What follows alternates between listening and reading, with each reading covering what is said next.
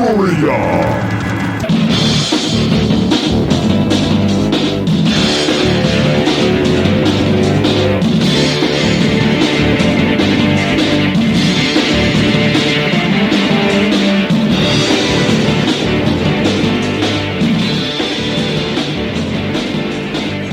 Welcome back, my friends, to the InObscuria podcast, a podcast where we exhume obscure rock and punk and metal. And we put them in one of three categories: the lost, the forgotten, or the should-have-beens. Let me redo metal. I just watched the documentary on the band Death. Oh, we got to I want to see if I can do it. Death metal. That was Cookie Monster. That was not it. It's hard to do the death metal without doing Cookie Monster. It's really hard. It's just a fine line. I'm going to have to practice. Sorry, guys. All right. Well, my name's Kevin Williams, or Kevin. And that's Robert Harrison. Cookie. See, it's the same thing. We want Cookie. Cookie. Me love Cookie. Never could totally get into the death metal. Somebody sent me a link to that, and I just couldn't do it. It's belch rock is what I call it. It sounds like you just got one big belch.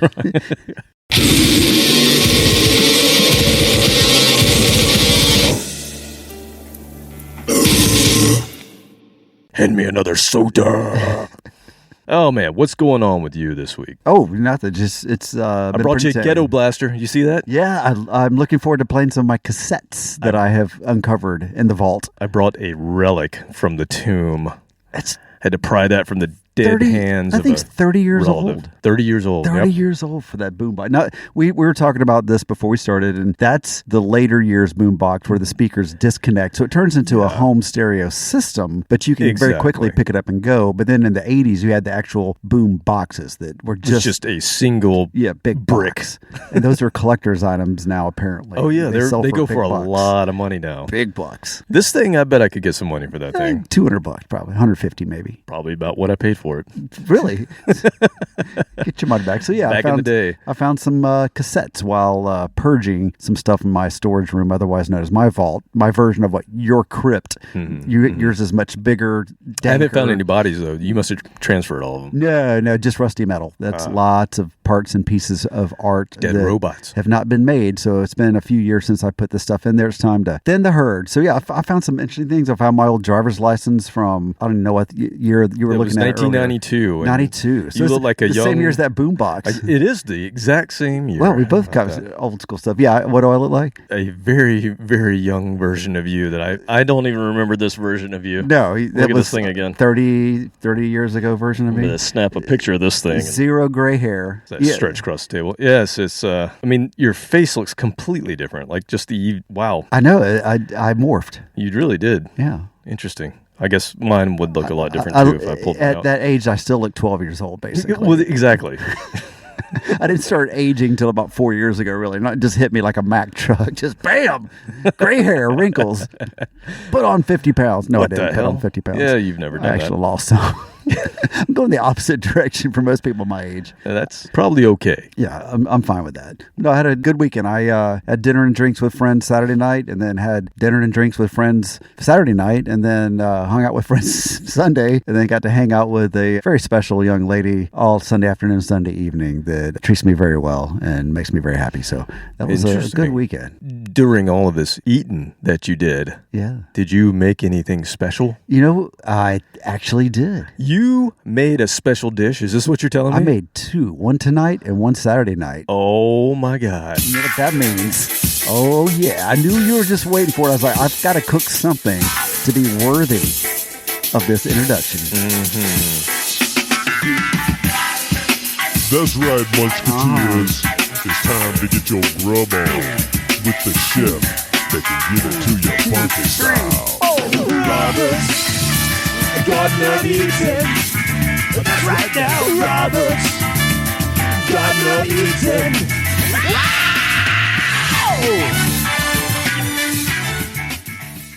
So Saturday night, we replicated or made an attempt to replicate something very famous. The Taco Bell. The Eiffel Tower. Taco Bell Crunch Wrap Supreme at home. Wait, no, they had all these different ones. The Gordita, they had So which one was that? Gordita in Spanish means little fat kid. Please rise for our anthem. Gorditas, gorditas, flatbread cradles free, taste supreme today. Then Santa Fe, Fiesta, we love thee. Gorditas, Bless you, Taco Bell. let's go eat one now. Well, that's what I was after I ate a bunch of them. Exactly. So the Crunch Wrap Supreme chalupa, was that was the other one. Oh, I love chalupa.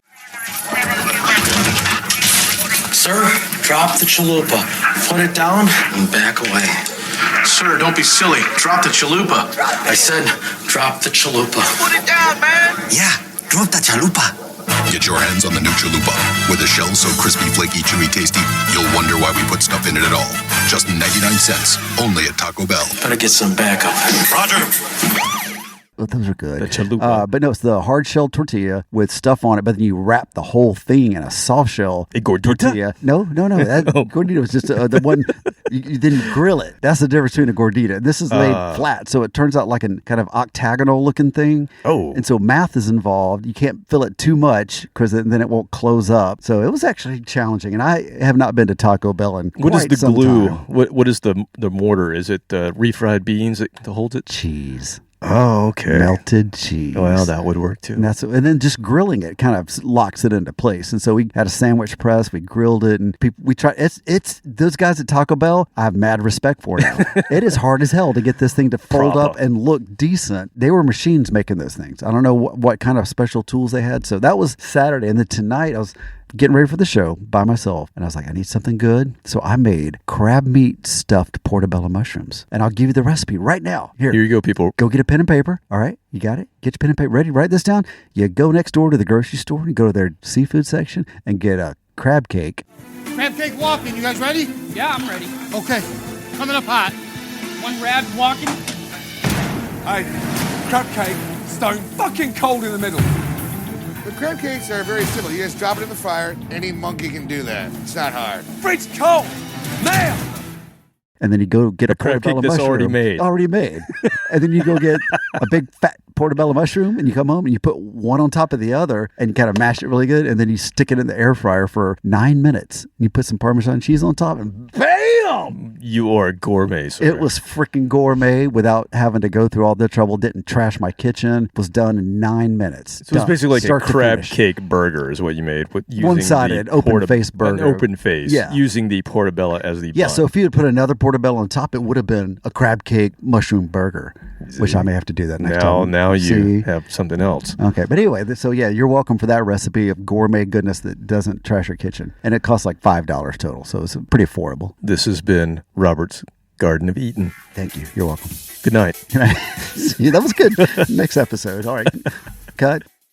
Well, after you try all our recipes, go listen to Pot of Thunder, Cobras and Fire, Growing Up Rock, Slamfest Podcast, Decibel Geek, A to Z Radio, Metal Up Your Podcast, The Hustle, Disciples of the Watch, Pause, Disciples of the Watch just played The Swear as a little bonus episode, a little bonus congratulations. 22 episode. And yeah, Gene sent me a note and said, hey, I'm going to play The Swear at the very end. It's a little bonus. The new swear or older swear? No, this was from 2020, but he just kind of slid it in. Kind of newer. I mean, you guys have been around for newish. 15 years. Yeah, exactly. We're old. So thank you, Gene. Yeah. That was cool. Podcast Rock City, Sean Geek and Fast Fret Podcast, State of Amorica, Rock Strikes 10, Ron Keel Podcast. Ron Keel just played. No, he didn't.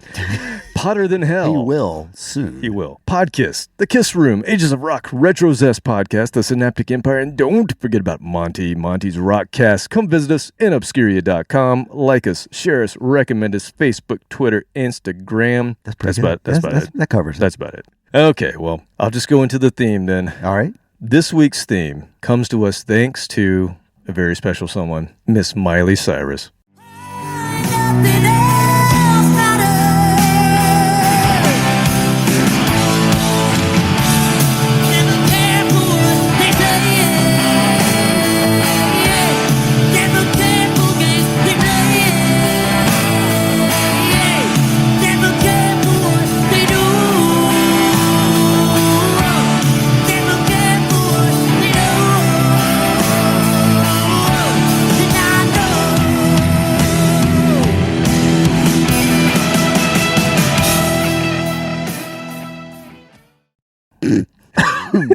I'm sorry, what? Okay, I mentioned last week how much of a dork I am because I did not party on New Year's Eve. Instead, I was flipping. I was laying in my bed and flipping around and watching various New Year's Eve programs on national broadcast. I wasn't even in like Netflix or anything watching something cool. I was literally flipping around network television. And as I was surfing around, I think I told you last week about the Dick Clark New Year's Eve. Posthumous. Rockin' New Year's Eve. Posthumous New Year's Eve. He's been rocking dead for 11 years. I was also flipping between maybe that was ABC. NBC was Miley. They had Miley Cyrus. And Miley had partnered up with Dolly Parton. Did she do Jolene? She did. Okay. And it was really good. Yeah, she does a pretty respectful version of it. And her thing was actually pretty good. She basically had on groups or artists that she likes. Now, most of it was, what you would expect. It was poppy and hippity hoppy and all that stuff. Whatever's current, that's what she was doing. And as I was flipping between the two, came back to Miley's show, and there was a band on. They had just started a song and they were actually rocking, like literally rocking on the stage, like balls out, heavy, not heavy, but like punk rock. Yeah. And I was like, who the hell is this? And they were young, really young dudes. I never heard of them. They looked kind of like dudes like we would have dressed like off the street in the 90s. That's kind of what they were. That was kind of their shtick. That's kind of what we did. Exactly. I mean, but we lived in the 90s. Yeah, we were in but I'm saying from off the street. We didn't have like costumes other than the like couple of times we did have costumes, but they looked like they got off the set of Slackers. Remember that movie in the 90s? That was us. And they were thrashing around and they were playing kind of sloppy, but it was cool at the same time. There were no tracks. I think everybody else that was on Miley's thing were playing the tracks, except for Miley. She was singing. You could tell she was really singing. I'm not an expert on Miley Cyrus, but I have seen her do cover songs, and she has the ability to shred vocally, like really pour it on. She's got that she has more of a range sometimes. Than you might think. Right. And so I don't know about her poppy side. I don't think I would like all that where she party in the USA or whatever that is. But when she lets loose on a rock song, it's amazing. She does a great job. Cover. She did a Metallica cover that was all right. Not bad. So she's, I don't hate her. No. And I liked, obviously I was like, oh my God. It's her speaking voice that throws me off. Oh yeah. Because it sounds like she's been chain smoking for 45 years and she's only in her 30s, late 20s. Maybe. Yeah, I don't know. So yeah, but when she sings, it's great. And then she starts talking, and it's just like, what the is that coming from her? Isn't that cute? She's coughing. Oh, I'm gonna give her a kiss. I had a little more respect for him for like, I was just thinking, like, I'm watching this band like rip on this program that has been utterly poppy to this point, and I'm like, well, I wonder if people across America are turning it off, or is this the new Nirvana from 1991 that all of a sudden people go, damn, what is that? I'll be okay with that. Well, that's what I was thinking, like, shit, this might be really cool. So their name is Lily with 2 eyes. I don't know how that makes sense, but their name is Lily. And they topped off their performance. So they're playing a single of theirs, right? That's pretty damn good. I actually downloaded it. I thought it was pretty damn good. And then they kind of stop the song and you think they're done. And then the bass line starts going into something that's very familiar. And it was Sabotage by Beastie Boys. They ended like with a snippet of Sabotage. And they did it justice. It was that rockin' part.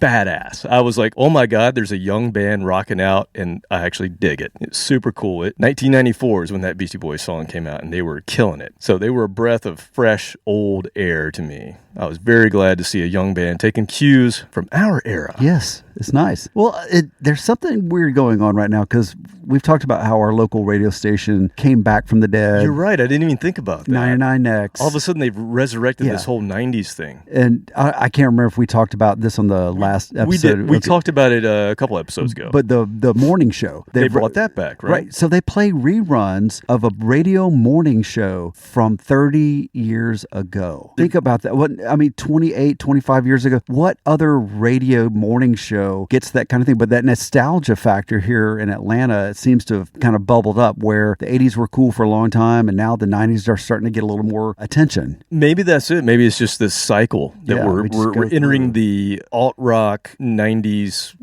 cycle of nostalgia, I guess. Okay with that? I'm super okay with that. And in fact, it's inspiring this episode. So last week was all about coming out of the 70s and into the 80s. We're going to go to the 90s this week. So this is episode 162, Covers from Beyond the 90s. And I am wearing a flannel shirt. You are. You look the part, What are the odds? I don't wear flannel shirts that often, but I acquired this from a friend, so...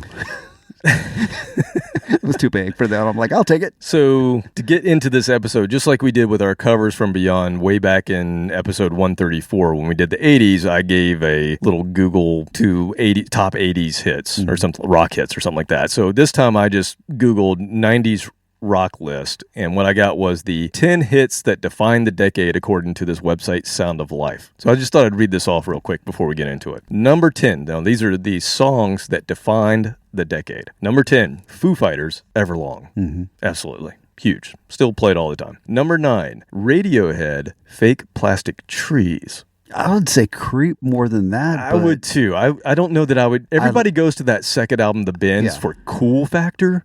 But no, it was Creep that got everybody into Radiohead. I personally like Fake Plastic Trees better, but I think Creep had much bigger impact. For nothing other than that one part in the song where he goes... Which was an accident. He was pissed off while they were recording and they ended up leaving it in there. That became the whole sounds amazing. Hook. That's the hook. You're so fucking special, but I'm a creep. I'm a weirdo. What the hell am I doing? All right, number 8, Weezer with Buddy Holly. Yeah. Get that. Great video, too. Oh, that was when some of that computer-generated stuff was starting to come into play. Now, all of these bands that I've mentioned, did you like them at the time that they came out, or did you get into them later? No, those were, and that's why I think Creep was more influential, because that was like, what's this band? It got my attention. Weezer, same thing. That song solidified it for me. See, I was a late comer to Weezer. I love Weezer now, but I was a late comer to them. I was not really into Buddy Holly when it first came out. I don't know what it was about them that something. It might have been too jingly jangly, poppy at the time. Maybe because think about what it's coming right after. Right after grunge. Right after grunge, and all of a sudden, ooh wee ooh. I mean, it was pretty hokey. Yeah, but I think I questioned the realness, the real factor with them. Like, are they for real? And they are. They've been doing it now for 35 years. So. They've got the hang of it. And they're still have, let's say, was it 2 years ago, they had a hit on the radio. Every time they put out an album, they get at least one single that does well, if not two. So 25 years of that. Yeah. All right, number 7, Third Eye Blind, Semi-Charmed Life. Well, I mean, I don't like them. That was just too much for me. Well, how does that one go? I don't even remember it. I honestly can't remember how it goes. I know they were a big band. Something get me through this semi-charmed kind of life, baby. Oh yeah, okay. All right. And he was known for having no vocal abilities. Well, yeah, his tone was horrible until he got in-ear monitors. That live, it was just painful to watch him sing live. And finally, he got some in-ear monitors. So we saw them on that Atlanta Rock Fest. They were one of the bands. Yeah. Well, we didn't see them. No, that was when we were hanging out. We were drinking. Like, time to get some beer. I will be at the camper. Our backstage. That was our backstage. It was a camper. All right, number 6, and you will forget that this was 90s, but it was. Remember, the 90s started off coming straight out of the 80s. So it's number 6, Guns N' Roses, November Rain. Kicked off the beginning of the decade, for sure. That's when I was souring on metal. Anything. Hair metal, just metal in general. It was just getting bloated. And it was like, okay, this is good, but oh my God, it's 12 minutes long. Every song has to be 12 minutes long. So yeah, that was when I was ready for something else. So we're to the bottom 5 here, and we haven't mentioned a single grunge band. Interesting, right? Number 5, here's our first. Smashing Pumpkins, Bullet with Butterfly Wings. Yeah, that was something that really got my attention, the video. Despite all my rage, I really do like that song. Yeah. Not my favorite album, though. I like their first 2 albums. When they got to that kind of bloated, really long, melancholy album, I kind of checked out. I remember buying it. It was a double album. I never bought it. And I bought it. It was just like, oh. It's a lot of songs. Maybe the next song. All right, you know what? The next song. Despite And okay, that's a good one. Yeah, I actually like it now, but that definitely wasn't my taste at the time. I wanted more hardcore stuff. Yeah. All right, number 4, the band that turned me on to ska and badass chick rockers. No doubt, Just a Girl. Yeah. Such a badass song. And that was when you didn't want to get caught singing in the car. I know. It's so interesting.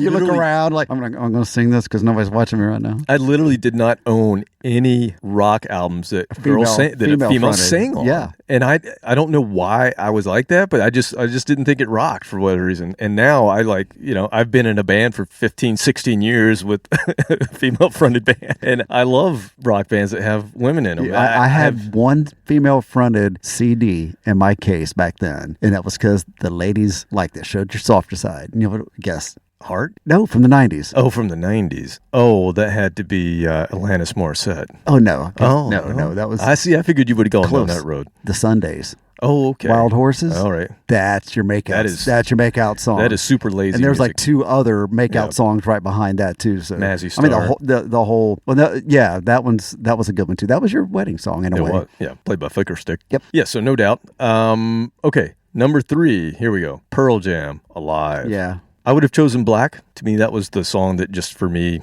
did it. But I know Alive was the big hit, the biggest hit. Or I don't know. Jeremy was the biggest. Alive. Right? Alive was the biggest one. Okay.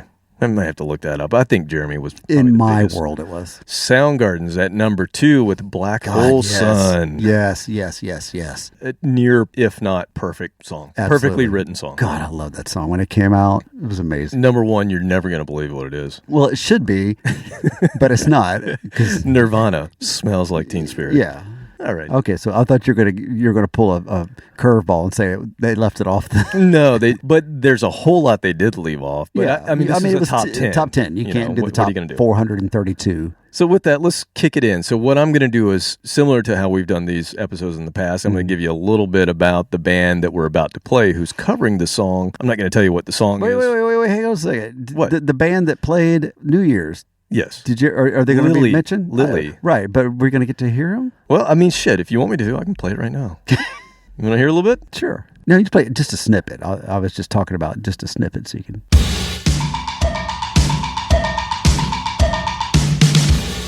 He had little wood blocks. The drummer. Show me the Father, show me his place, show me the actions I can put to a face, show me the wedding, show me the tears, nothing else matters but the sound of I want it, are you listening? I want it, are you listening? I want it, are you listening? I want it for me, for the man. That was good. Okay, so we'll talk about them later. Yeah, young dudes. Obviously, they're not obscure anymore, but no, I mean, huge and famous. Apparently, they're up and coming. Okay. So, and Good. they're an LA band. They're young dudes, and I assume there's a whole scene that's probably in LA that we don't know about that maybe we're about to find out about. All right, so I welcome it. I derailed your thought process. You did. Well, basically what I was saying, do. yes, sir. What I was saying is we're going to do this like we've done other episodes like this, where I'm going to give you a little bit about the band who is covering it, which is going to be more of a modern band, and then we'll talk about the song after we play it. Got it. The first one is a band that our friend Jason Kearney sent to me. He said, hey, if you're going to do another Woman Scorn episode, you need to listen to this band. And he said they just have an awesome female singer, and it would make sense on that episode or that series of episodes. Does Jason have anything to do with her being scorned? No. Is he involved with that? I don't think so. No, okay. I don't think so. This is just making sure. This is a band that features the powerful vocals of Miss Cassandra Carson, and the name of the group is the L.I.F.E Project, and they have L.I.F is like an acronym, but I don't know for what. So it's Live It for Edward, whoever he was. Live It for Edward. Van Halen? Yes. Okay, yes. that works. That's it. Okay, so the L.I.F Project is a group put together by Josh Rand, who apparently was part of Stone Sour. I think Stone Sour are no longer together, but I never listened to Stone Sour, so I can't really tell you much about them. I know that they were a side project from the Slipknot guy. Yeah, one of his. One of them. And Cassandra is actually the singer of a band called Paralandra, who, again, I'm not that familiar with. I know they're kind of one of those newer, heavier bands. And what's cool about them, when I looked them up, is her dad is the guitarist. So she's in a band with her dad. and she has a hell of a voice. Now, she plays guitar in Paralandra as well, but I don't think she's playing on the live project. I think she's just singing. There was a genre that was not represented at all in that top 10 that was the heavyweight champion before grunge took over, that they completely forgot about. A couple bands, maybe 4, that they forgot to mention. So I'm going to play a little song for maybe one of those that they're covering.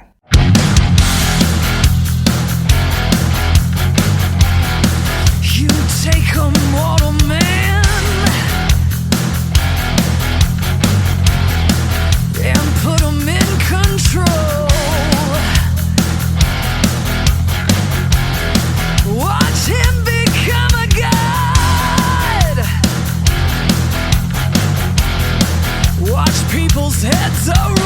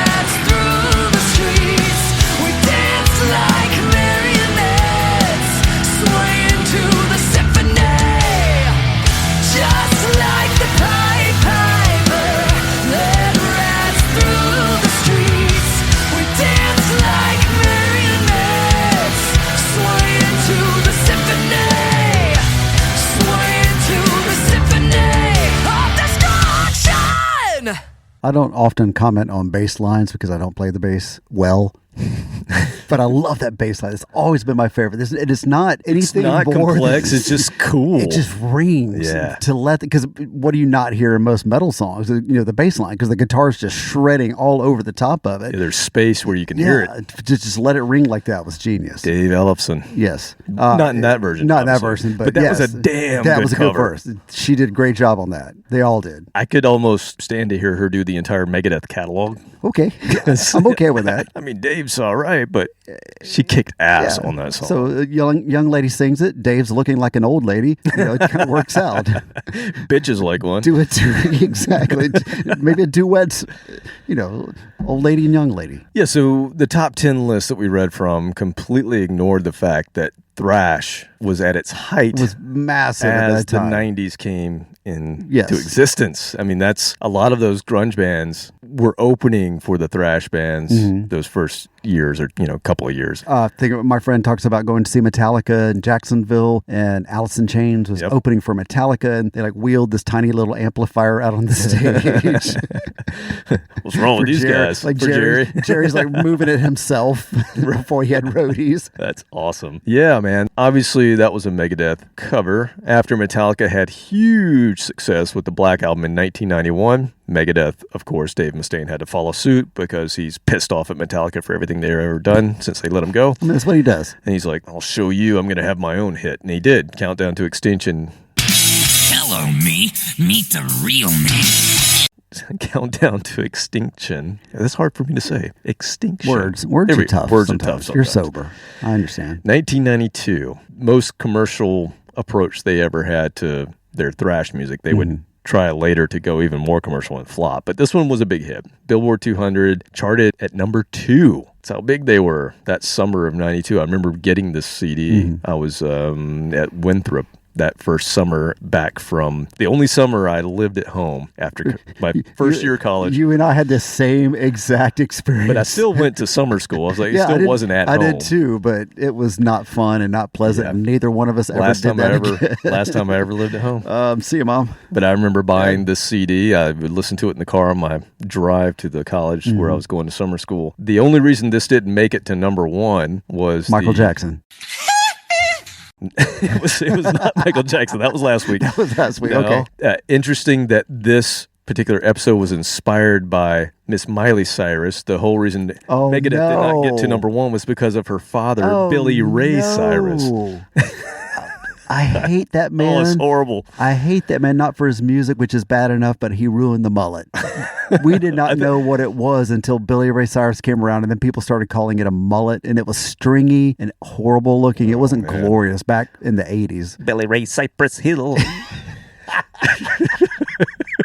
Oh, man. Yes, so Countdown to Extinction, I got it right that time, was certified double platinum in the U.S. Their only one. They've had 4 platinum albums, but that was their only one that ever went double platinum. And they received a nomination for a Grammy in 1993. So definitely the height for them of their commercial popularity, and a killer sound. I mean, the sound of that cover, the recording sounds so good. Those guitars sounded good. The bass sounded amazing. Everything was just on. So what they did, this band, the L.I.F.E project, who Jason told me to go check out, they have 2 EPs. One is original music. The other EP is called the Big 4 EP, and basically they cover a track from each of the Big 4. That's smart. That's smart. Really cool. It gets you in, and then you're like, oh, maybe I'll check out the originals. Exactly. All right, so moving on, we're going to play a Nashville band that we have played twice on the show before. We played them way back in episode 5 during the Black Friday episode. And Zach Brown Band. It is not. Okay. I thought he was from Atlanta. Well, no. He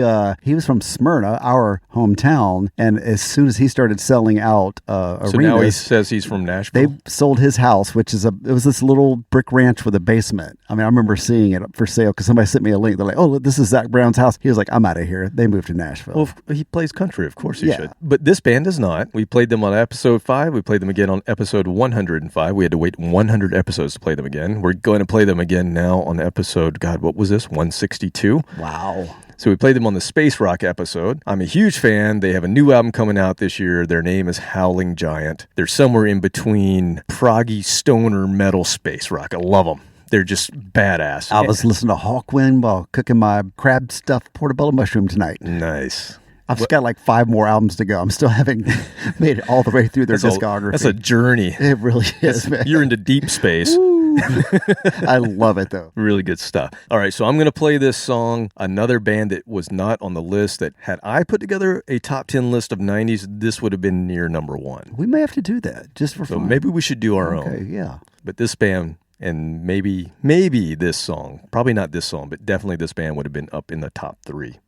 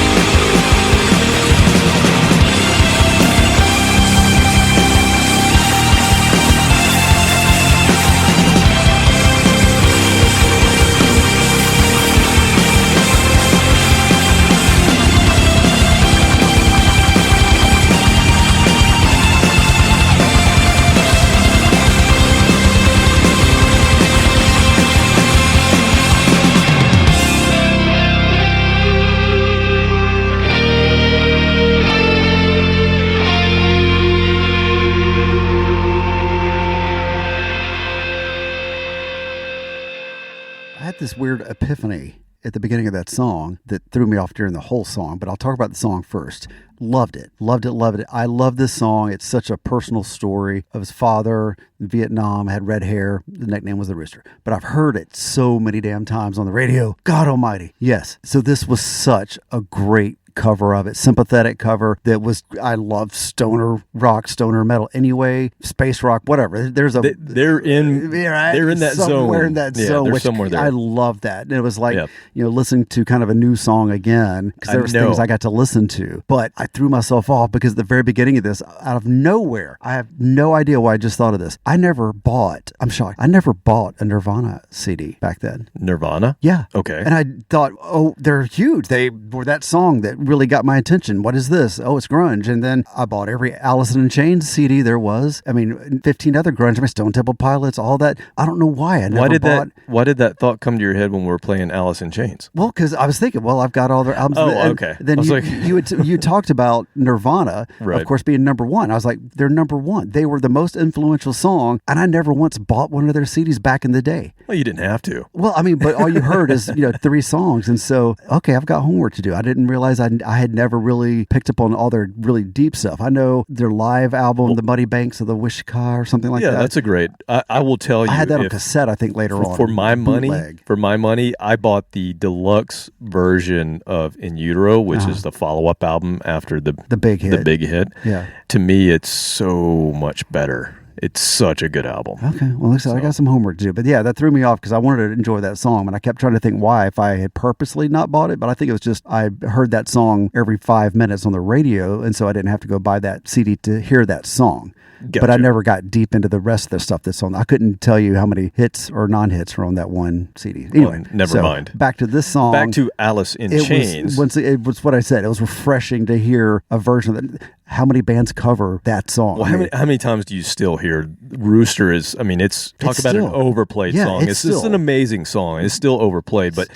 that Howling Giant version of it, oh my God, it's from an album called Dirt Redux, where a bunch of similar type bands totally reinterpreted the entire album. I love that. And Howling Giant can do no wrong in my book. I can't wait to see them live. They should be here this year. Please They're on tour. Keep me in the loop. All right, so Alice in Chains obviously is who they're covering. We're not on that top 10 list. If I were to make a list, I would definitely have to consider, I don't know what song from Dirt, but Dirt was probably my favorite, or it is my favorite grunge album of all time. If I think about what grunge means to me, it's the album Dirt. In that particular song, Rooster was the 4th single from the album, so it had a lot of legs. Man in the Box. Man in the Box was on the first album. Okay, it was on Facelift. I can't remember which ones were which, but I like them all. So they had a ton. So that particular song spent 20 weeks on the mainstream rock track. It peaked at number 7, and Metal Hammer ranked Rooster at number 12 on its list of the 100 best metal songs of the 90s. I agree with that. And it made a number 2 on a list of top 10 best Alice in Chains song. Okay, sure. Dirt itself peaked at number 6 on the Billboard 200 chart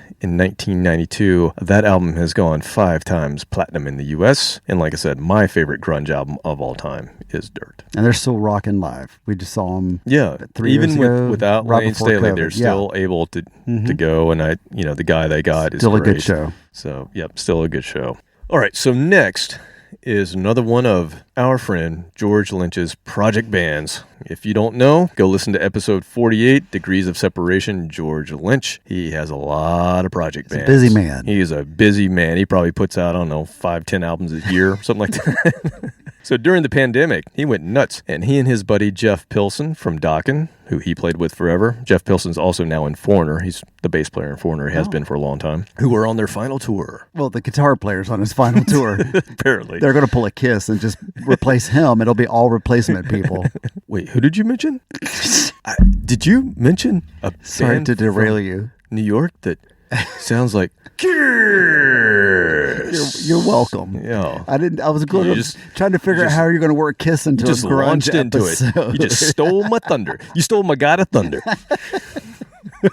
That's what I'm going to try to do. Just usurp your Kiss moment. There's your Kiss connection with the K. Fucked up. Sorry about that. I'll let you have your moment. George and Jeff, they curious, George? You really did steal my God of Thunder. I did. That's what I do.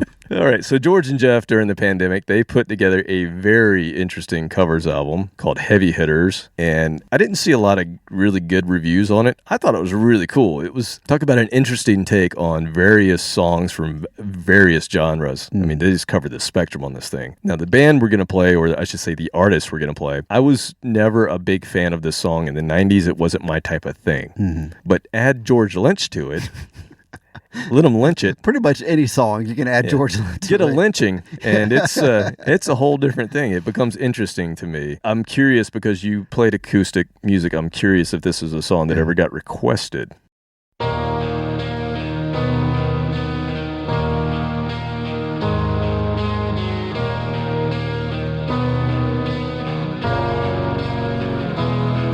If God had a name, what would it be, and would you call it to his face?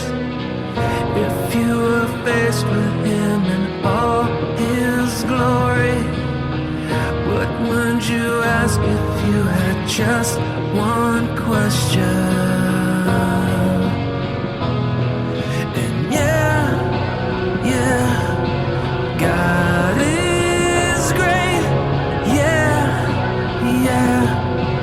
God is good. Yeah. What if God were one of us? Just a son like one of us. Just a stranger on the bus, trying to make his way home.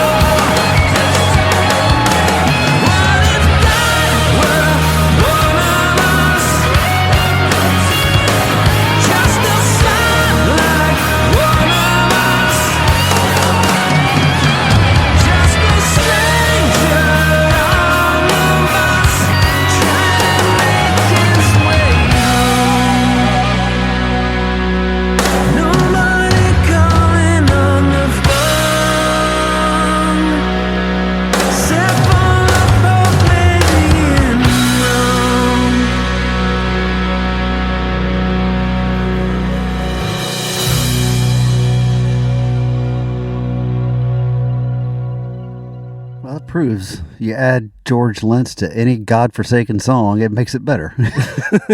It got lynched. Yes. What a weird choice. And yes, that was much better. And no, thank you. Thankfully, nobody ever requested. Was that Joan Osborne? Yeah, so let's not forget the power of the L.I.F.E fair in the late 90s. And it featured a bunch of female artists who were traveling with this festival, and it gave a voice and power to a lot of the 90s folk, rockish women solo artists and bands. Yeah, there's a lot. Joan Osborne being one of those. Singer-songwriter who she's kind of dabbled in everything from rock, pop, soul, R&B, blues. She's done everything country. Best known for recording that song. Yeah, I mean, she's got a great voice that you can apply that to a lot of different genres. Do you know who wrote that song? No. It was written by the guitarist from the Hooters. Remember the band the Hooters? Oh, yeah. Yeah. Eric, I think his name's What was that big Bazillion. song? Everybody wants to be closer to free. Is that Hooters? I don't remember. Oh, now I've got to go look that up now. You got to look that up. I just remember that. No, I don't think that's a Hooters. I bought my cousin a tape. So before I was really into music, like when I was like 5th, 6th grade, I knew that my cousin was getting into music. And so I just went and I bought any tape that I thought looked cool. And I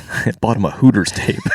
Like I had no idea what they sounded like. It said Hooters. Like, great. Yeah. And he's like listening to, hair metal or whatever it was. Thanks, kid. Oh, well, sorry, Rob. Oh, yeah, so Joan Osborne, that came off of her debut album in 1995, and the single and the album became worldwide hits. 7 Grammy Award nominations. Oh, she hit it big right out of the gate. Huge. Best New Artist, Best Female Pop Vocal Performance, and then One of Us was nominated for Record of the Year and Song of the Year in 1995. And then there was Jill Sobule and Lisa Loeb. Lisa Loeb, yeah. The glasses. Yeah. Yeah. She's still out there. She's still doing it. I think they're all still doing it. She's got contacts now. This song, the song topped the charts in 12 countries, and the album itself went triple platinum. I'm assuming on just that song. Probably could retire after that one song, which is nice. But first album. Yeah, just nailed it. Done. It's like, I mean, Hootie and the Blowfish, they had more than one hit off that album, but it was so big that you're like, how do you ever follow that up? And I think they knew it. They're like, well, most bands worked for years to get to that point, and we just nailed it. Now, that's a 90s band that we will not be playing any covers of, and I do believe that is one you probably got requested a lot, right? Yes. To play Hootie songs. Yes. God, they were so big in the South because they were from South Carolina. And yeah, we've told this story how I missed my opportunity to see them in a club that sat about 200 people. And 2 weeks later, they're on the radio. And I passed up the opportunity because it was a Wednesday night. And I'm like, I don't feel like going on a Wednesday night. Yeah, they'll be back. That was in Hilton Head, South Carolina, when I lived there. Yeah, the Hooties of the day, all that. But I was worried you were going to play Brown Eyed Girl, and I was going to have to walk off the set here. Well, Brown Eyed Girl would not have been a 90s hit. Well, I'm just saying, if that's what songs that people requests. requested. So that was on the band list. That and Margaritaville are the only two that I remember on my band list because band is in, I'm not playing them. B-A-N-N-E-D. Yeah, because it would get me into fights because I would play it and then 5 minutes later, play it again. Some cute girl walks up, hey, can you play Brown Eyed Girl? I'm like, hey, I just played it. Play it again. Well, no, I just played it. And she goes back and sits at her table with her boyfriend, tells her I'm a jackass. So he starts, being a smart ass. And I've got a microphone, which means I can say anything I want with impunity. And I do. And then, problems would happen and, threats were made. So I just you'd have to lead through the back door again. Back door man. I was good at that. Oh, yeah. What is it? The power of that Brown Eyed Girl song. What is it about that song? I can't stand it. I can't now. I can't hear it. I can't listen to it. And before that, I was like, I tolerate it because people liked it. But then I went, no, it's just. I mean, it's a catchy song, but my God, the same thing as Sweet Caroline, Neil Diamond. I do not understand the draw of that song. The power of those songs. Where everybody because everybody can be drunk off your ass and still go ba ba ba. That you don't have to know any of the words and you can sing that. But to this day, like all the don't get me started on that. Okay. All right. That's my rant. Yeah, okay. We'll move away from those. Yeah. Forget about all that. Let's go back now. And last week we talked about new wave pop bands. That was a good episode. It was a fun I'm looking forward episode. to reliving that when it comes out. Yeah, it was really fun. So we talked about their beginnings as punk bands, and we played Billy Idol's band Generation X. And we talked a lot about Billy, but we didn't really mention what did the other guys go on to do. Car salesman. I'm going to make up for that. Amway. So bassist Tony James started a new wave goth glam band. Goth glam. Yeah, these guys looked. interesting. I remember a friend of mine introduced me to this band in the mid 80s, right after they came out, and I just remember thinking, man, they are crazy looking. He had the tape for this band and the tape for Dead or Alive. Oh yeah, He was like really into this synthy, dancey, but these guys looked crazy, and we've talked about this. Yeah, she was hot Yeah, we've talked about for that. a minute, and then somebody pointed out, Wait a minute. Robert, that's dude, look at Adam's apple. I'm like, what? No, she's hot. Yeah, but James's band was called Zig Zig Sputnik. Do you remember Zig Zig Sputnik? No. They didn't have any major hits. They had a few kind of ish hits, but just a crazy looking band. They trying to remember, they had like snippets in their songs, snippets of like Japanese commercials and stuff that they would just throw in. It was really interesting music. It was very new wave, but mixed with like this glammy punk thing. And then they looked like characters from Max Headroom, sort of like they were just crazy looking dudes, kind of reminiscent of Japanese Visual K before there was Japanese Visual K. So anyway, they had this like electronic kind of robot like music. I didn't realize that they kept going, but apparently they kept going through the years. They're still around, but they've turned more into a goth band. So they were kind of on the fringe then, but they were very colorful. Now they're kind of full. Toned it down. They're, as they've gotten older, they've gotten more depressed, and now they're more goth. So they're kind of in between like goth industrial now. So anyway, they are on a covers album of a 90s band that we did mention, and this is one of the songs that we did mention in the top 10 list at the beginning of this. So here is a gothic industrial tribute to this band. A man can change history without putting it in the right place.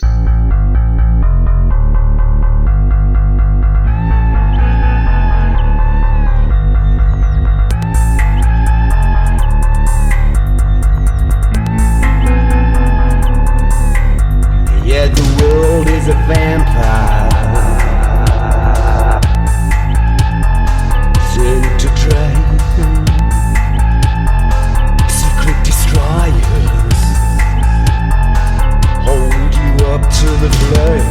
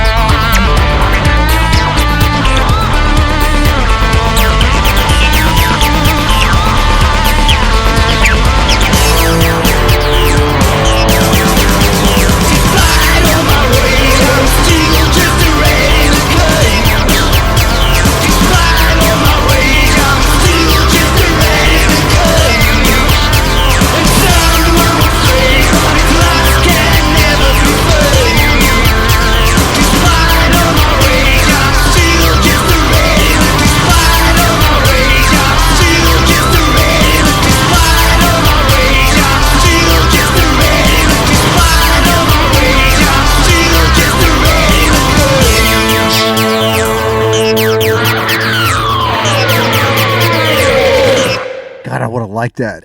Guitars were annoying. I wanted something chunkier and heavier, and they were just kind of just strumming the chords. And the draw to that song was just Some the chunk in there and big dramatic guitars. difference between the verse and the chorus when it kicks in. So yeah, I kind of like that. It was interesting to hear their version. Had its of it. moments. Had its yeah. moments. Yeah. It's so cool that I didn't even know Zig Zig Sputnik was still around. That's good. It's kind of cool. Good for them. Well, I got a note from staff Yes. while that song was going on. The Hooters, and we danced. Like Ah. a wave on the ocean, romance. We were Okay. liars in love. That's how I got it mixed up with the other song. And we danced like a wave on the ocean, romance. We were liars in love, and we danced, swept away for a moment the high chance. Yeah, we danced. Okay. Well, I'm glad we got our I was Hooters corrected straight. again. Had to straighten those Hooters out. God, yes. At this age, yes. Yeah, we don't want one Hooter. Never mind. Okay, so song facts about the Smashing Pumpkins. That's from the double album Melancholy. We mentioned that before. First top 40 U.S. hit off that album, peaking at number 22 on the Billboard Hot 100, 6 weeks at number 2 on Billboard. And I can't get Cartman out of my head every time I hear him. How's that go? Despite of my rib, I'm still just a rat of the case, you guys. Love it. He used to do that live, people. He used to do it live in front of an audience. I got paid to do that. What's the song? Violent Films. Oh, yes, right. I used to do that. The last verse and the chorus with Blister in the Sun. Blister in the Sun as Cartman, and I would get paid to do that. It was great. You get some interesting looks from Yeah, it was just like if people, nobody's paying random attention. people. Like I hated people, and I was the background music. I just got paid to play covers. That was it. I wasn't really supposed to do originals, but I hated not being the center of attention, and so I would do stuff like that. People would all of a sudden start listening to me, good or bad. They knew I was there. And it was the peak of South Park. Yes. Oh God, yeah. So we watch that every week. All right, back to Smashing Pumpkins in this song. So it won a Grammy Award for Best Hard Rock Performance in 1997. It was named the 91st Best Hard Rock Song of all time by VH1. Pretty high. Yeah. Pretty high for that. Yeah, VH1's no longer around. We saw what that got them. Let's see. It ranked number 70 on a list that Rolling Stone put together. We know how that's their crap. list. 70? Number 70 of, well, I'll tell you what the list was. It was the 100 greatest guitar songs of all time. Oh, okay. I thought there were 70 grunge songs, but It was a number 1 album in the U.S., Canada, Australia, New Zealand. those Kiwis love some pumpkins. Everybody loved the Pumpkins. 28 songs on the album, and it was number 1. Don't know that will happen again. No. A double album go to number 1, especially in all these countries. It was a weird time, man. Weird time. Never owned it. Never bought it. Yeah, I got it. I have the first 2, still love those 2, and don't have any more. No, that was it. My Smashing Pumpkins ended in 1992. Or 93, I guess it was. 93, yeah. All right, so let's move on to a band that Stephen Michael and Sonny Hollywood Pooney introduced me to on the Growing Up Rock podcast last year. We've played this band once before. We played them on episode 135. It was our stoner metal episode, and we talked about this band having a cover of Space Lord, Mother, and we played it. Yes. And it was killer. Well, they have a ton of great covers on this album, and I'm going to play another one here. A power metal band from Germany whose singer's also in a band called Devil's Train, and I want to say it was Steven picked Devil's Train as one of the best albums from last year, so go check them out. We also played Devil's Train, who did the cover of Word Up. We played that on our 80s episode. So this band really does a good job. And this is actually the other version. There's 2 versions of the band. This is the other band called Mystic Prophecy. So the same singer, he's in 2 different bands, and they do great covers. Both bands do. So whatever. This is the more power metal version. Devil's Train is more of a more standard hard rock band. Same singer and same big fat guitars, and they're going to play an artist that was a big part of shifting the tone of rock from the 80s to the 90s. This is one of those guys that helped the transition, and he was huge with this song in 1993.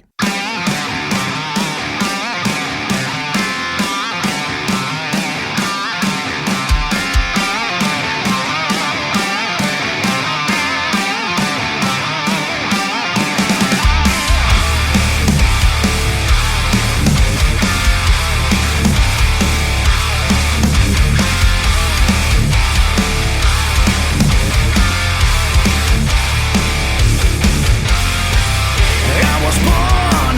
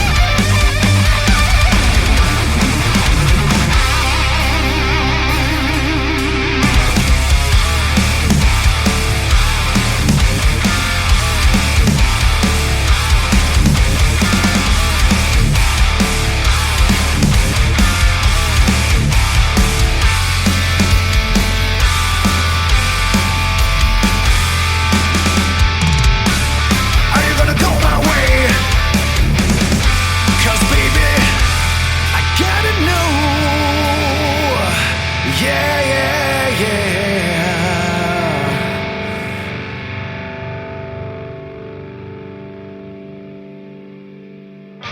You remember the other song right before this? You remember how I kind of complained about the guitars? Mm-hmm, yes. Not being chunky enough. Yeah, so this band listened to me. They did. That's how powerful we are. They did. They listened to me. It was extra chunky. Extra chunky. Extra chunky. And that song needed it, because that song is also on the list of songs that are way too overplayed.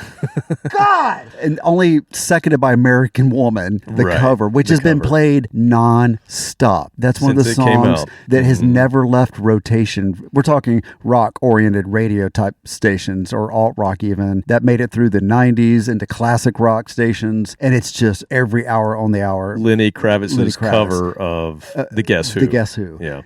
But even with that, he's still one of the coolest people on the face of this planet. I was going to say the same thing. Like, this dude still looks the same. Still looks the same. Looks exactly the same. He is fit as hell. Yes. And still looks amazing, Just and cool. Still is just the coolest human being on the planet. And the only person second to him, our friend John Stringer. Who looks like it could be his son.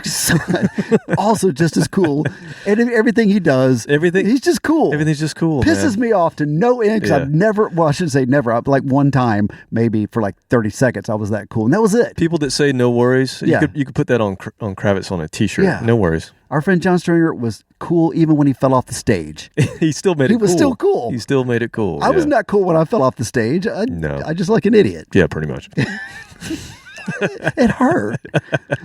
Knocked the wind out of me, that's for sure. I was trying to sing, going, good, friggin' good. We've talked about this before. Lenny Kravitz, he started in the 80s, and he was kind of doing this retro thing before it was cool to do the retro thing. He made it cool. He had kind of a 70s retro, had a 70s, almost 60s thing. And his dress was like, originally was like, we had talked about how that kind of paisley, kind of late 60s thing was starting to come in until the grunge thing brought just wiped it out. But Kravitz was on top of all that, man. He led all that. And with this album in 1993, I think everybody I knew owned this CD. Like, this was the one. He had two albums that were great, but then when this one hit, and that song in particular, I remember the video was on constantly on MTV, and it was just him rocking out in a white room. Remember, it was round, and people were like all around and just dancing, and it was one of the coolest videos ever done, and it's just him playing. And it just appeals to such a broad audience. It's just amazing just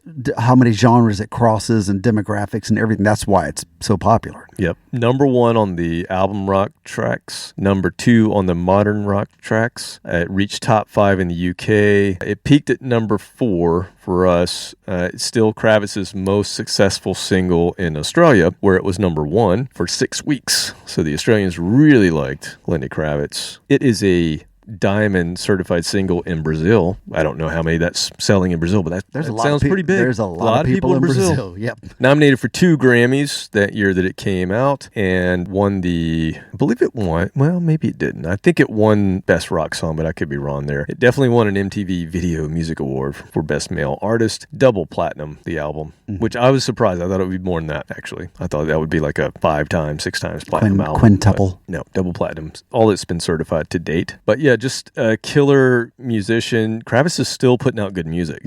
He kind of peaked. He had albums out almost every other year for a long time, and he would get at least one single kind of in rotation. You would hear about the albums coming out. The last maybe 3 or 4 albums, unless you're looking for it, you don't really hear about it. At least in my circles, I don't see a lot of posts. So it might qualify as obscure. It might. Yes, we could do the obscure years of Lenny Kravitz. Yes. This guy's still he sold too many records. Yeah, he's very obscure. All right, so I'm going to move next into one of those 90s one-hit wonder songs. Oh, because there's been a lot of them, especially as you got out of grunge and into just the modern alternative rock world, right? There were so many bands who wanted that hit, and they got it, but then they had nothing else to follow it up with for whatever reason. There were a ton of them. We talk about 99X, the station that has come back. They played every single one of these hits all the time, but you wouldn't hear any other song by these bands. Was it the girl Gail something Bonham. It was like the cousin to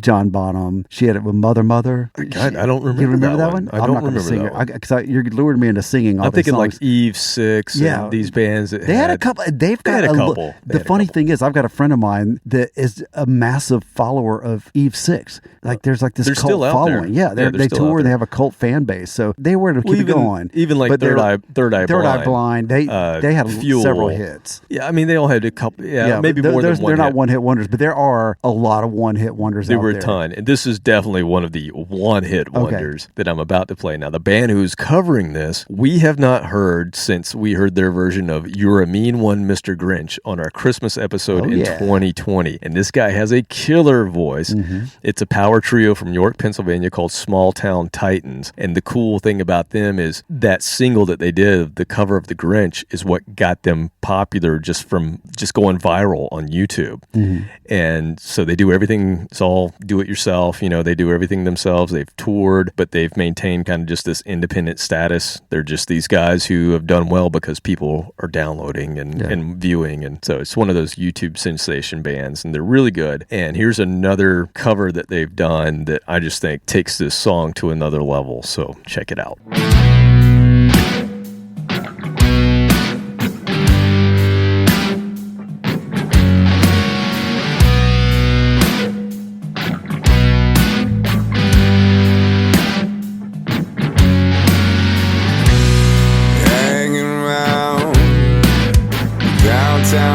Myself, and I've had so much time to sit and think about myself, and then there she was, like a double cherry pie. Yeah, there she was, like disco superfly.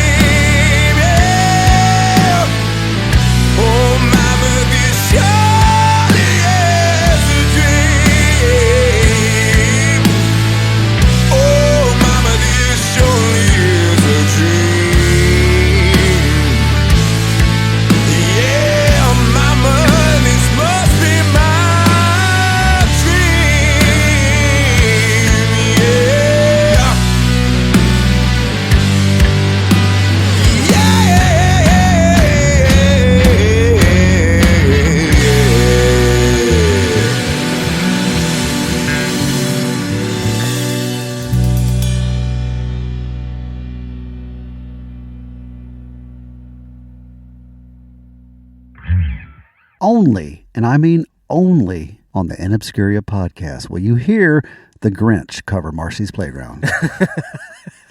I cannot get that out of my head since we've listened to it. You're a mean one. It's sex and candy. It's got the same kind of droning time signature, just keeps going. It just, oh God, it does sound like the Grinch is kind of bored and like doing karaoke in his basement. Yeah, Phil Freeman, the bass player vocalist for Small Town Titans, has that great voice. God, he has a voice. Great man. voice. He can hit those lows and those highs. And ripping lead solo on that, I had to point that out. The guitar was that badass. was shredding, but still, because it was the same kind of droning song, it just sounded just like the Grinch singing.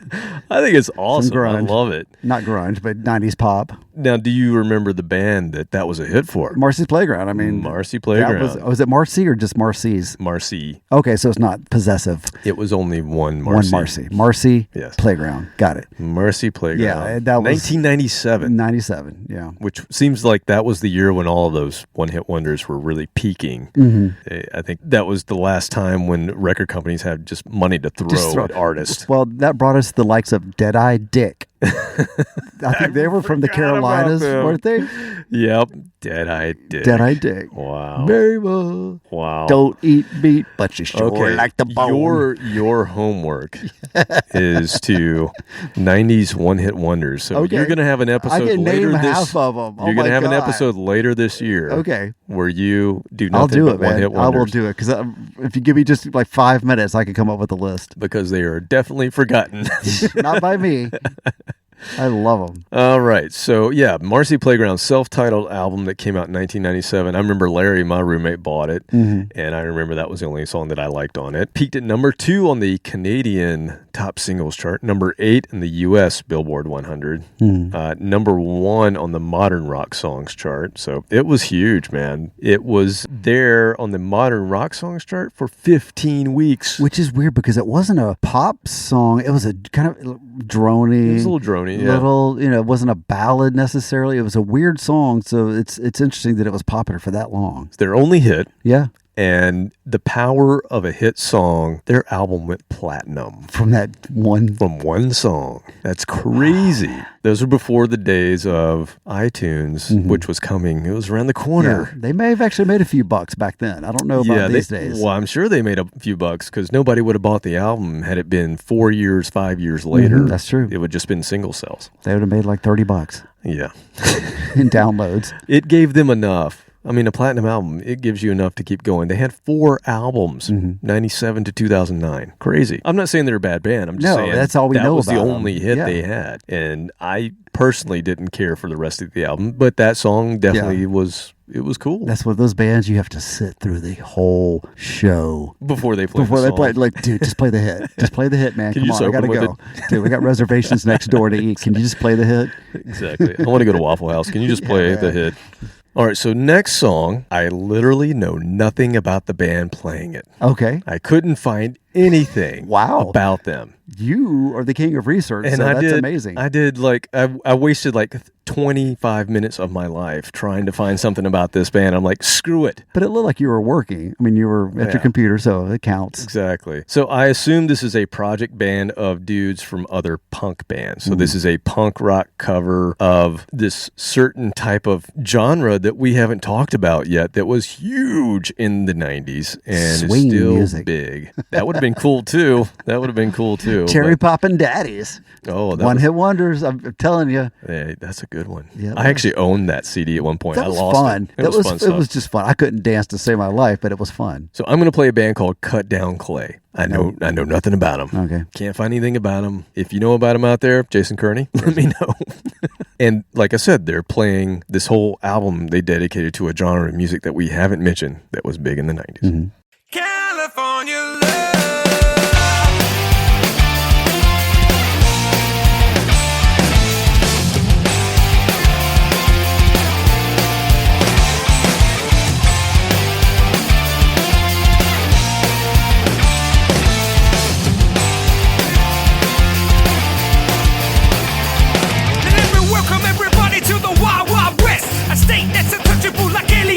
Track hit your eardrum. drum like a sucked in your chest. Like a vest for your Jimmy in the city you set. We in that sunshine state with a bomb ass head beat. The state where you never find a dance floor empty. And pimps be on a mission for them greens. Lean, mean, money making machines, serving fiends. I've been in the game for 10 years making rap tunes. Ever since Honeys was wearing Sassoon. Now it's 95 and they clock me and watch me diamond shining, looking like I'm Rob Liberace. It's all good from Diego to the Bay. Your city is the bomb if your city make it pay. Throw up a finger if you feel the same way. Dre putting it down for California, yeah.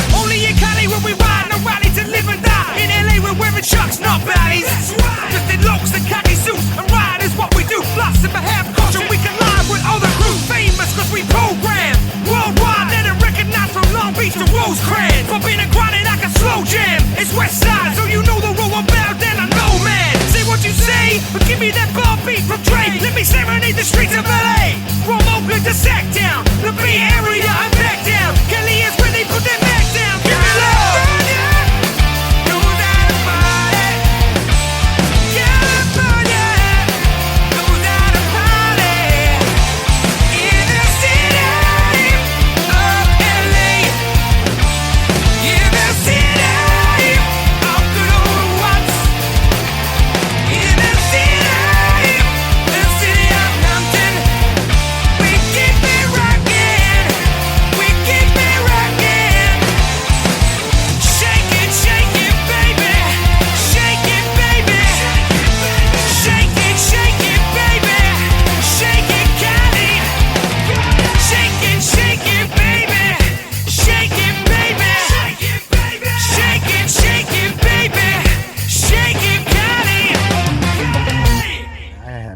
No idea other than Papa Roach. There's a cover of Papa Roach. You didn't recognize the song at all? No, I don't recognize that at all. Well, I was not listening to that type of music in the 90s. It was a huge hit. This was, it's California Love, and it's by Tupac and Dr. Dre. Right, I know. And it's probably the only time you're ever going to hear Tupac and Dr. Dre on this. They didn't play that on 99X. So they did not. The only rap metal they played was Kid Rock. Well, they weren't rap metal. They were. I'm just saying, that was the closest thing on 99X to that. So if you don't remember, in the 90s, gangsta rap it was huge. And it kind of never went away. I mean, it's the reason that hip hop is reigning supreme today. But everybody, especially Dre, and then Tupac came along, and then you had Biggie. And this was the comeback single for Tupac after he was in prison in 1995. It was his first single on Death Row Records. You remember the whole thing with Death Row and like East versus West, people getting hung out windows. Eminem. What the hell did you just say? Suge Knight. Suge Knight, yeah. So that was. It was like a soap opera. Vanilla Ice. We got. Was it Vanilla Ice? I was thinking Eminem. No, you're right. No, this was years early before that. You're right. You're right. It was Vanilla Ice. Robert Van Winkle was dangling by his ankles. So song stats, you can tell I was not huge into gangster, but you can get killed with somebody else. That's some serious shit. You lucky you my boy. I thought it was kind of funny that it was a punk rock cover of California It was Love. A good cover of it. It was a big song. Yeah. It was on the Billboard Hot 100 for 2 weeks. It topped the charts in Italy, New Zealand, Sweden, and it was posthumously nominated, Tupac was, for a Grammy for it, for the best rap performance by a duo or group. His hologram accepted the award. In 97, he was murdered, drive-by shooting, while visiting L.A., which is what California Love's all about. Yeah, apparently it was Biggie. Not a lot or of it was them Shook. left. Like Snoop's or somebody. Only one hanging out these days. I don't know. But yeah, there's some gangster rap for you. Yeah, that's like I said, I was not your world. Not your world. Far away from that. All right, well, we're going to end with something that is your world. And we've already talked about this band. It was in the top 10 list. It was high on the list. And we already talked about this song. I believe it was number 2. Okay. So we're going to get a version of this from a band from Lakeland, Florida that formed in 2001. They're sort of considered emo. The guy has a higher pitched voice. But I always just thought they were a rock band. They're called Copeland. You ever hear of Copeland? No. It's a cool band. They've released 7 albums. There's not much around Lakeland, Florida. It's right beside Disney World. It's right beside, I believe, right? Yeah, Lakeland's really close. It's close. It's not that populated. I mean, it's not desolate. It's close enough to frontier, Orlando. It's not, Tampa or anything like that. Okay, well, my mom's from Lakeland. So is it? Anyway, yeah, that's where she's from. It's not Hickville. No, that's probably that's not. further south. Probably not. Where my great uncle had an orange grove down there. It gets very desolate. There's nothing around. You get about 50 miles south of there. All right. There's your geography lesson on Florida. Okay, so this band, Copeland, they're from Florida. And like I said, they're going to play a song that is huge that any vocalist trying to take this on better come up with a way to sing this song because you're never going to get close to the guy that sang it. So you got to come up with a unique way to cover it. And I think they did a good version here. It's a unique cover of this song. In my eyes, in this pose, in disguises no one knows, hides the face, lies the snake, and the sun in my disgrace. Boiling heat, summer stench, neath the black, the sky looks dead. Call my name through the cream, and I'll hear you scream again. Black hole sun, won't you come and wash away the rain? Black hole sun, won't you come, won't you come? Sudden rain, cold and damp, steal the warm wind, tired friend. Times are gone for honest men, and sometimes far too long for snakes. In my shoes, walking sleep, in my youth I pray to keep heaven sent out away. No one sings like you anymore. Black hole sun, won't you come and wash away the rain? Black hole sun, won't you come, won't you come? Black hole sun, won't you come and wash away the rain? Black hole sun, won't you come, won't you come? Black hole sun, black hole sun, won't you come? Black hole sun, black hole sun, won't you come? Black hole sun, black hole sun.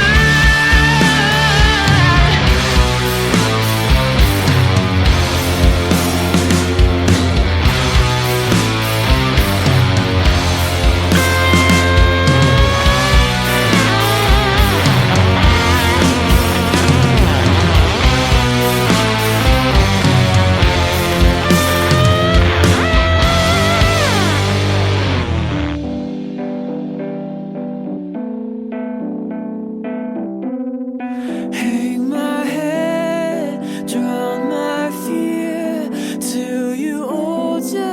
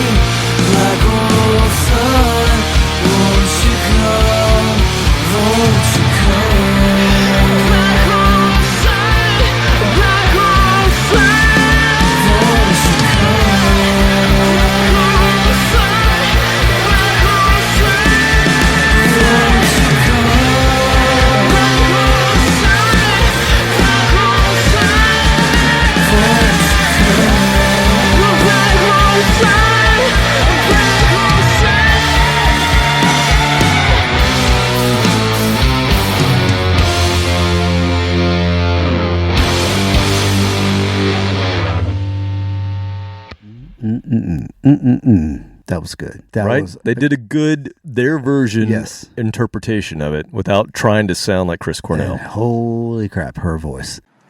What the hell did you just say?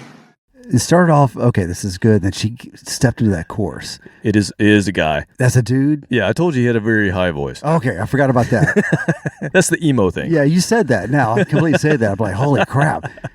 She's got a really deep voice. That's what I was thinking.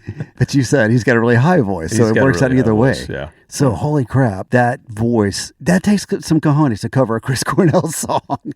And do a pretty damn They did it good right. version They of did it. it absolutely right. Absolutely right. It had a little bit of weirdness at the end. I like that. Yeah, that was a great interpretation of it. They switched up every verse, was completely different than what Soundgarden had done. Yeah. I mean, the notes being played were different. And that's one of my all-time favorite songs out there. So I'm going to judge it a little more harshly, but it sounded really good. Yeah, if you've been living under a rock, that was Soundgarden's 1994 Black Hole Sun. It is considered their signature song. It topped the Billboard mainstream rock charts. It spent a total of 7 weeks at number 1. It was a worldwide hit single, reached top 10 in Australia, Canada, France, Ireland, even in Iceland. It was number 1 in Iceland. So, I mean, just a huge worldwide hit. 1995 Grammy Award for Best Hard Rock Performance. Super Unknown, the 4th album from Soundgarden, has gone 6 times platinum. It debuted on the Billboard 200 at number 1. They were huge in 1994. Muy grande. I loved it. That was at the just peak. It was we got through the introduction to grunge, and that was just like more, and that was just I would right say on the top. this album was when the it really peak hit. of grunge. Yeah. This, I don't think any of the big four, because Pearl Jam hit early on. Yeah. It was 10 was their big hit, right? But that was early on. That was 1992. Wow, yeah. Nirvana, right? They were introducing it. So that was 1992. Alice in Chains, Dirt was the biggest album they had. 1992, but they had some singles in 93. Yeah. Soundgarden were the ones that took it to the next level. I'm not saying that the other bands didn't have other albums, but it just built. Because once again, you brought in people like me that didn't know about it, and slowly people started becoming aware of it. It became a thing. And you got all these other bands that we've talked about that were also from Seattle, and that the whole Seattle scene exploded. But it was kind of rightly so that it peaked with Soundgarden, because they had been there for a long time. Soundgarden had been a punk band, playing they were on SST records. They were, they were playing the punk clubs in the early mid 80s, and it was their right to come up and be that big band that they, had built such a following to be. I agree. That's what we're ending with, a little Black Hole What a good Sun. song to end on. A high note. Yeah, a high note. Hitting those notes at the end. That girl could really hit them. that girl could sing. That girl's good.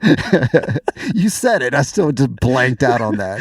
I was that's going what to I'm let good you for. go. Yeah, I was like, I got to bust him. That's what I'm good for. Mr. 30-second attention span right there. I really appreciate you listening to me when I Who are tell you? about Oh, that's right. We're doing a podcast. I forgot. All right. Well, next week we'll attempt to do something like this again. Later, people. See you.